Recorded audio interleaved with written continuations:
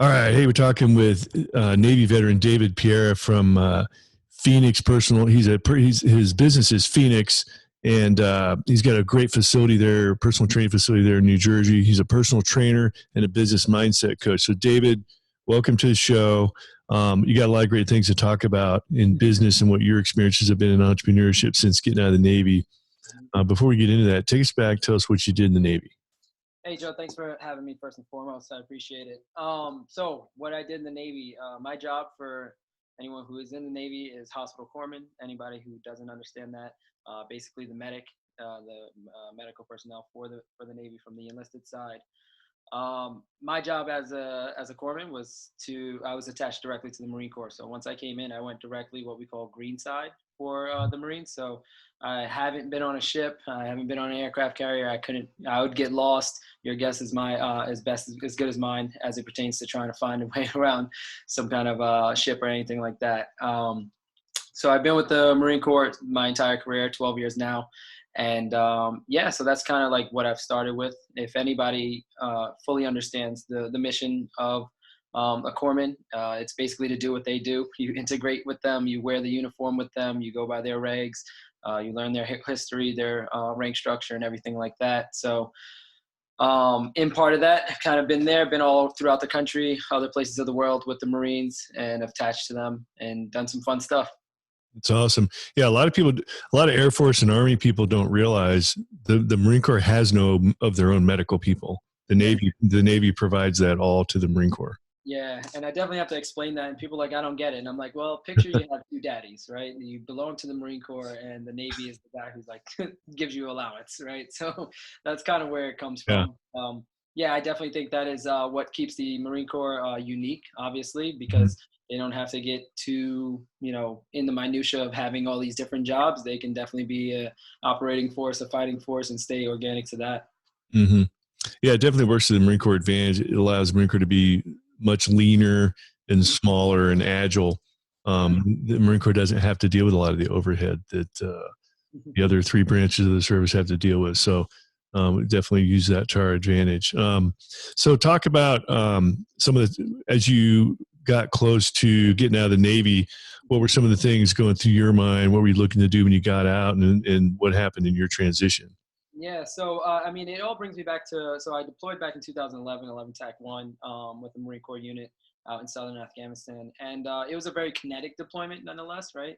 That was Mm-hmm. the deployment in which, basically IEDs, complex ambushes, all those other stuff where those things go off. So, like, your job as a corpsman is to hopefully never have to do your job, but, when you do it, you have to be proficient enough to get it done in a smart and tactical way. And on that deployment, obviously, you gain a little bit more confidence in what you're doing, right, from that medicine side, because things are actually happening and you're actually starting to see it. You're no longer in a training environment, which is notional.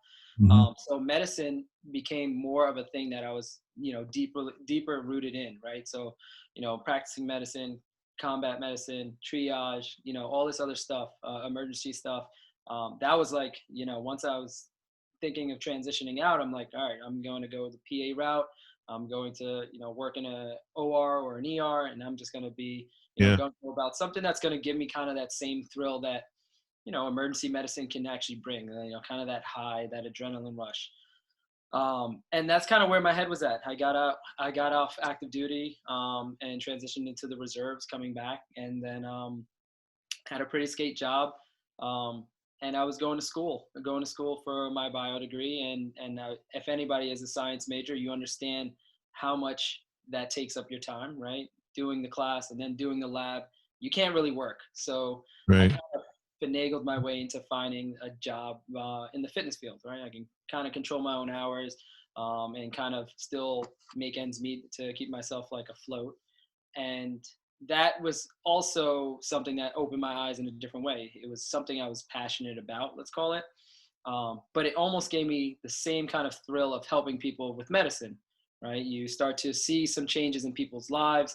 You start to see this ripple effect that you get through, helping someone, surmount certain things in their lives. And it just kind of stuck. And as I was like getting better at it, let's call it, I also understood my niche was basically helping people understand like perspective and mental toughness as it pertains to fitness and nutrition and diet and all this other stuff. And then I fell in love with the business aspect of it. I'm like, wow, this gives me the same gratification as practicing medicine. It's obviously not as instant. But it's a deeper connection that you get to make with people. And that's where I was able to kind of, put my spin on it, like, having all the principles that the military has taught me and, the discipline that they have taught me and everything like that. And that's kind of helped stimulate and propel me in this field. That's awesome. And so you actually ended up opening up your own facility there in New Jersey, right? Yes, recently. So you start off with personal training and got into business and mindset coaching. How did that go for you in the beginning, and how did you actually get your start in that? What were some of the lessons learned from a business perspective? Yeah, and I'm fortunate enough to be in an area that's very condensed. We live close to New York City, so I work with a lot of people, specifically our C-suite type,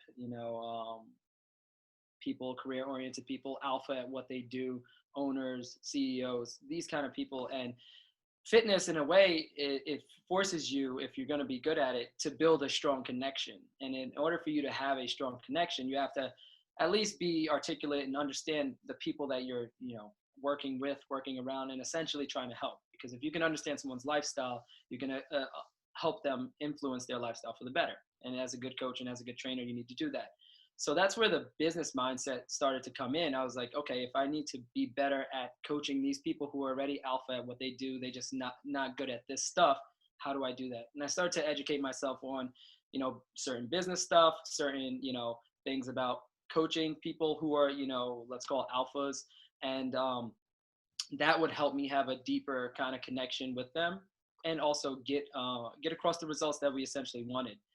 But it was through that, repetition, because I'm having all these sessions a day, I'm having all these, human interactions, that I understood that to be a good trainer or a better trainer, you actually got to know your business as well, right? Because most trainers don't really understand that they are their own business, and they do have to look at things from they're their own brand, they're their own CEO, and you can't be one-dimensional as saying, hey, come do this workout, hey, just follow this diet plan. You have to understand more things about what it is you do. Mm-hmm. So that kind of started my knack for understanding, knowing, and learning a lot more about business. And once I became more articulate in the field, clients and other people within the industry started to lean on me for my guidance, for a little bit of my perspective. Some would call it consulting, just based on they just saw how much I struck a chord and how successful some things turned out for me. And then that's where, again, being very versed and very much prepared for the business mindset and approach, it allowed me to dip my toe in the water for those things. And slowly but surely, people are like, when are you going to open up your own place? And I did 3 weeks before COVID, but I did. Tough timing on that. Yeah. So interesting. Oftentimes when you're in one element of business, your customers start telling you where the demand is, and what it sounds like happened to you was when you opened up your own facility. Like there's a demand for a facility that's centered around what you're doing. Yes, correct. And that's basically where I saw it. I mean, in the beginning, like when you're successful at anything or becoming successful, opportunities arise, and it's not everything that you should say yes to. It's also some things that you have to acknowledge that you need to say no to. Mm-hmm. And these are one of those things in the beginning that I kept saying no to. I was like, I don't want to own a gym. I don't think I want to step into that. I'm good with like just being a good role player, and bringing to the table what I can. But after, time and also having I guess a deeper vision in what can actually happen outside of one facility, that's when I took that bigger step and just said, all right, I'm going to go all in on, opening this facility. And sure enough, some other things start to come with the consulting for other, residential type things, the hospitality business, and all this other stuff, that the door opened only because I was able to go all in on this idea and this vision of myself. Wow. That's awesome. Well, hey, David, hold that thought. We're going to take a quick break and we'll be right back. All right, back talking with Navy veteran David Pereira with FENIX. David's a personal trainer, business mindset coach, and just not too long ago opened his own facility there in New Jersey. So, David, I got to ask this question. You said that you started working with personal training. You're working with C-suite level executives and people that were alpha in their domain. As a Navy Corpsman, you probably started when you were still in college, out of the Navy, taking classes. What kind of mindset did you have to have, or how were you able to? What are the lessons learned, and how you were able to target those types of executives and be able to talk at their level? Yeah. So great question, Joe.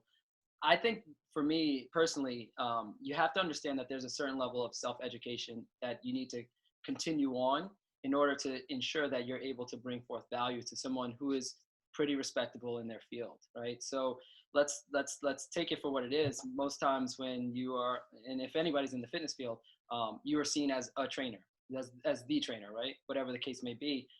Most clients that you'll probably deal with won't understand or believe that you are more professional than that, right? You're seen in this role. And it was in self-educating myself and definitely, understanding, I guess, the minutia behind what they do a little bit more, allowed me to have an articulate conversation where this person was like, this person actually has more value. They understand, where I'm coming from. They understand this kind of world and reality. That Mm-hmm. doesn't mean to say that you need to learn everyone's business, but there are some things that are pretty consistent throughout the bunch of all the people who are successful. Knowing trends, knowing things in the news, actually having an opinion in a way that's backed up by something that obviously. Mm-hmm. And for me, I was in college and I was like not sure where I was with PA school and training, and thinking that one of these things I had to go all in on. And for me, once I realized the money came, once I stopped worrying about money, that was something that was like, okay, imagine if you put more effort into it, and imagine if you put more energy into educating yourself, you will become better at your craft.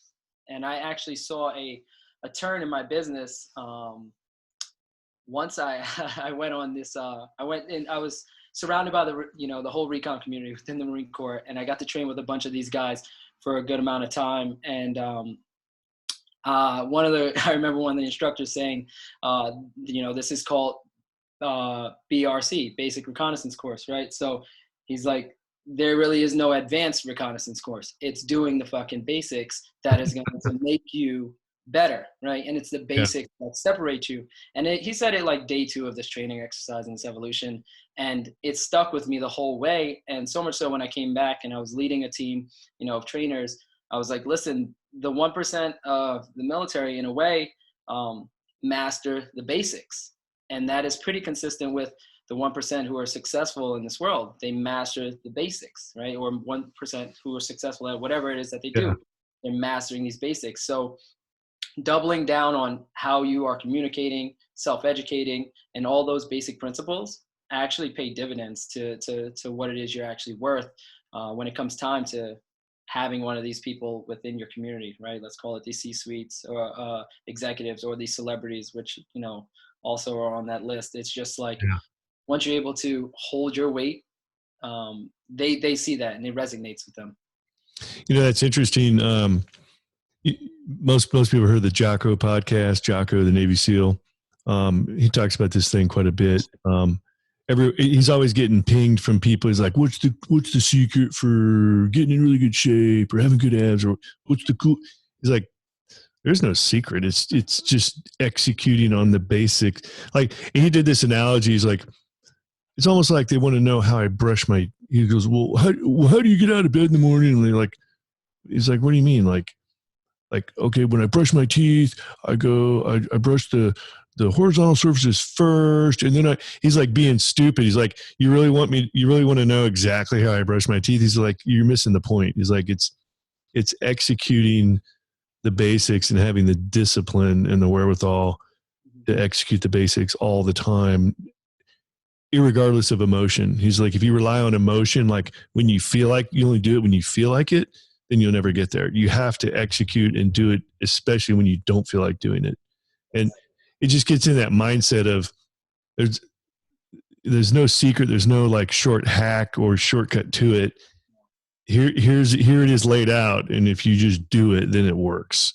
That monotony, that's where the success lies, in doing those monotonous tasks and the mundane tasks, in the grind, doing them very well. Because if you can't do the basics, how can I expect you to do anything more advanced, right? Mm-hmm. And it's just understanding that that is where the power lies. And it's basically the long game for everyone, but they don't realize that they're playing that, right? And they're Mm-hmm. living in this tactic life. Like, how can I do this tactic? How can I do this tactic? And it's just like, well, let's adopt a few set of principles that we're gonna do, right? Read a certain amount a day, wake up this time, walk this amount. Like, these are principles that you can live by, and Mm-hmm. that's actually going to be the separator for you in the long term. So, like, digging into this a little bit more, in far as you're in personal training, you're not too far out of the military. You're still doing some reserve stuff, so you got that as a reference point. Mm-hmm. What do you think was it? What do you think was it that spoke to most of these executive type corporate people, they're one percenters in their field? What do you think was it about you that spoke to that for them? So I definitely think for me, a lot of them come from a community and an environment in which they are the people that are giving out the commands, right? Giving out the orders, leading Mm-hmm. and steering the ship. Mm-hmm. You step into my gym, my session, my environment, you now know nothing, or you now know very little, or you Mm-hmm. don't know as much as you thought you knew, right? Yeah. Right. So being ready to lead someone in that way who has to have some buy-in in you, right? Or else they wouldn't train with you, or has to have some level of belief in you, or else they wouldn't come to see you. It's taking advantage of that in the right way, right? Mm-hmm. So once they understood that this is not something that they do well and that they were essentially trying to outsource it, that's them coming to you for help. That's a vulnerable state, right? Mm-hmm. And then you have to understand that you need to lead them in a certain way that gets them to some results that they want, right? So you have to be ready and prepared for when that comes, and you have to understand that they don't do this well, and they're used to barking out orders or giving direction and all this other stuff. So they're coming to outsource things to you, and being prepared for that. So I say that to say this is just like, when you identify with that and when you explain to them that they don't do this well and that's okay, you have to bring it back to them and show them their hope and their way out. And I'm like, hey, you actually do these things really well in your life. There's no reason why you got to where you are in your career or your business or wherever you're at without doing some of these same principles that, if we look over here, I want you to implement for fitness. I want you to implement for your nutrition, which Mm-hmm. it could be waking up early because you are, associate. Now you're a named partner and you're of your firm. Well, okay, how about we wake up early, you walk a little bit before, or you prepare your meals a little bit before. Like, these principles start to overlap, but they don't see that. They're so, hey, I'm good at what I do and that's it. So having them able to shift their perspective about their approach was one of the biggest takeaways that I can see that most of these, successful alpha people had. Mm-hmm. And how confident in that how much of that ability to do that do you think came from your military experience? I would say 90% Mhm. probably. The other 10% is probably like, where my upbringing, maybe it's something that's, woven into the fabric of who I am. Mhm. But I say that because, like, in the military, we have orders. You follow orders, right? And you have this level of, like, I can't do anything outside of these orders. I can't do it when it's convenient for me. I can't justify it to make it more comfortable for me. You just execute orders, and that's just how it goes. Mhm. That's where most people don't understand the mental toughness aspect of being in the military comes in, because you have to do things with complete disregard in certain ways of your comfort level, right? And Yep. it's through those repetitions of becoming mentally tough in which you become better at following things to a T. Most people from a civilian side don't understand that level of hardship, right? They don't understand that level of rigidity, right? They do things as it is convenient for them. They do things as it is most often, like, applicable to them in certain situations, right? And that's it. They live in this cycle of, when it's convenient for me, or when I feel comfortable, or when I feel motivated, right? They don't know what it's like to follow things to a T. Yeah. So mental toughness that was kind of ingrained in me: follow these orders, follow these orders, follow these orders. Am I able to kind of synthesize that and distill it to a normal person to help them understand that, hey, you can build your own mental toughness? Yes, for a lot of these people, it really optimized where they were or what they were doing in their lives, because they're like, oh, okay, I do hard shit. I'm able to do it, you know? You know, I think sometimes us veterans, we take for granted that structure when we're in the military in which we live, and that grind and that not being able to say, I don't feel like doing this today. Well, you're doing it because there's no other way around it. And we don't even have to think about whether we feel like doing it. We just do. And what you touched on there, sometimes, and I experienced some of this with myself, when you get out, all of a sudden that structure, that rigidity is gone. Yes. And it's up to you to set that back up for yourself. Yes. And that's where a lot of veterans fall off hard, where there's nobody or no structure whatsoever telling them what to do. And I almost think they don't realize that that's gone, and they don't realize how important it was when it was there for them, because they became the phenomenal Marine or the phenomenal pilot or the phenomenal Navy SEAL or the best soldier, whatever. But it was because they had that structure and something was driving them all the time, and they just did it. And they get out and all that's gone. Yes. And I think that's, I mean, listen, I think I suffered with that. I know a bunch of my Marines suffered with that once they got out of the Marine Corps. But yeah, there's a level of identity crisis that you fall into. You're like, what is my identity? But it all falls down to one thing that we kind of overlook sometimes being in the military, and that's the mission, right? So you have no more sense of that mission. You have no more sense of that purpose. And yes, when you're out and things are in the civilian side world, you kind of don't have clear expectations on what your own personal mission is. The mission's always been told to you. You show up to the briefing, you show up to, the conference room. This is the mission. This is what we're going over, right? This is what we're doing. This is what we're executing on. And that's always been given to you by someone higher. Right. Get out, you have a personal responsibility to identify your mission. The thing is where I think most veterans, and I speak to my Marines a lot, struggle with is because they think that's the hard part, right? They think finding and identifying a mission is the hard part. Whereas on the contrary, doing the hard stuff of structure, routine, discipline, that's what everyday civilians would pay for. They would kill for that because they're not structured, they're not motivated, they're not disciplined. You know, obviously there are some that are, but that is the hard stuff that you really can't teach. And we've been able to have a condensed version of repetition by being in the military. So my advice to anyone who's getting out of the military and may think that they don't know what they want to do, it's like you literally have a open way of doing anything you want, because all the hard stuff that it requires, the structure, the discipline, the execution of a plan, understanding all this, that is where the nuts and bolts of it is actually made up from, right? And then all I just need to say is, I'll adhere to this way, I'll go to this direction, I'll follow this light. Yeah. And sometimes, especially if you've gotten out of the military, sometimes you might need to commit to something like, I'm going to start training for a 5K or a 10K, or I'm going to run my first marathon, or I'm committing to a personal trainer. Sometimes you have to commit to something and bring other people in that are going to make you be accountable, whether it be a mastermind group or a personal coach. So, hey, I do wanted to ask you a little bit about some of the details of when you open your facility there in New Jersey. What were some of the lessons learned, finding the real estate and acquiring the funding for the building and the lease, and what kind of lessons learned do you have for us there? Yeah, so there's a lot of lessons learned. Let me tell you guys, I opened up February 22nd, and in New Jersey closed us down March 16th. Oh boy! I wasn't able to open until July at minimal capacity, and then you weren't the one that was on the news, were you? No, but that's down the south. Okay. No, not those guys.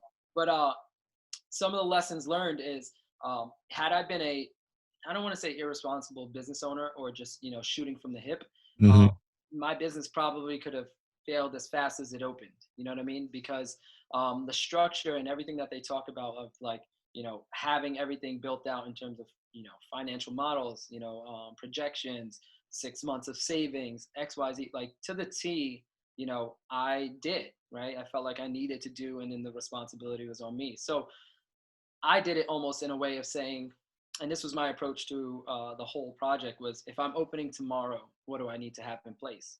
And that makes you work backwards off of everything, right? Where most people are like, I'll open it and I'll figure it out. Yep. I'm like, nope, let me do it this way. Objective And area planning, right? Start with the yeah. objective area. Yeah. So I worked backwards off of that, from the layout to, the equipment, to how everything was going to be staffed, and this technology we were going to use, the software we are going to use, all that stuff. And then eventually working back into, like you said, the real estate, which became the easiest part because, the hardest part, excuse me, because everything else was, soon as I get the green light on my location, all the work is done. It's just a waiting game from there. So it was, all in all, probably, listen, I've been sitting on a vision for a year and a half, 2 years, saving my pennies, getting my ducks in a row. And then until I found a little bit more confidence in myself, from start to finish, it probably took 8 months, 10 months to probably get it done. Yeah. So, 3 months in figuring out the whole legal stuff, and then 3 months in construction, 2 months in, getting my team ready and vetted and ready to go. So it was a lengthier process than I would have put down on paper, but it also went faster than I would have imagined. Yeah. Awesome. Well, hey, Dave, we're getting close to the end of our time here. Usually like to ask if you could talk to that guy getting out of the military or the military spouse who's looking to get into entrepreneurship, what kind of advice comes to mind? I mean, we can do a whole podcast on this. Yeah. But, Yeah. the advice that comes to mind is that you have all the tools necessary and required to be an entrepreneur. What you need to do is start to identify and find out things that you readily enjoy and bring joy to your life. Being in the military, like, some of the stuff is cool, some of the stuff is fun, and chances are, if we're having this conversation, you're thinking about getting out, so you don't have that much joy to stay in, right? So you have actually full autonomy of trying new things, being okay at sucking at it because you sacrificed a good portion of your life to this country. So you have all the tools necessary and required, right, in terms of discipline, structure, perseverance. You just need to find and double down on what it is that you're passionate about. And that's very simple. It's like, what would you rather be doing right now? Like right now, like at this moment. And you just think about that, and you consider that. And then you figure out a way to monetize it. Do people need it, Yeah. Awesome. Well, hey, David, thanks for sharing your entrepreneurial success story. I always have to ask, at this point, you've opened your own facility, kind of going out on your own. Are you still pursuing the physician assistant route, or is it less of a? No, I got my bachelor's in biology, so that's sitting there. Uh-huh. That's maybe when I retire from this, and then I'll be the Uh-huh. 60-year-old PA or something. But I am not pursuing that readily right now. It's definitely something that's always there. I just re-enlisted for another 4 years, so Uncle Sam is stuck with me, fortunately. But other than that, no, I'm just having fun with it. I'm enjoying the experience of that I get from changing leadership roles in the military, and then also seeing where this whole business entrepreneurial world takes me. Awesome. Well, hey, David, we look forward to your future success, and thanks for sharing your entrepreneurial success story. It's awesome. Thank you for having me. I totally appreciate it. You bet. All right. Well, these two veterans are Oscar Mike.